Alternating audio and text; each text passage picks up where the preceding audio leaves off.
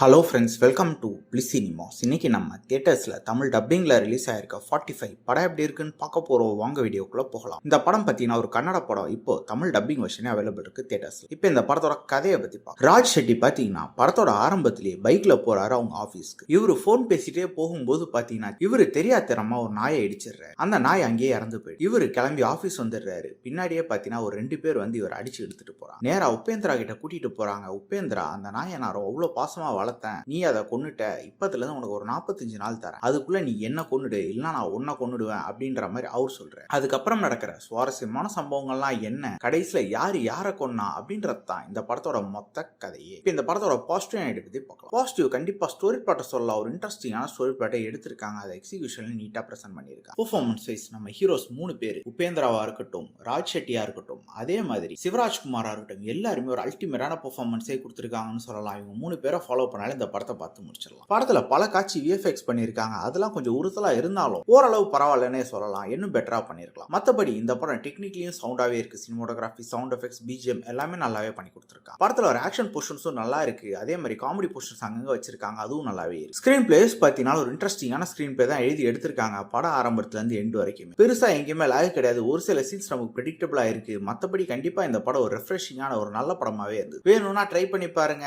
இன்னொரு வீடியோல சந்திக்கலாம். Thank you.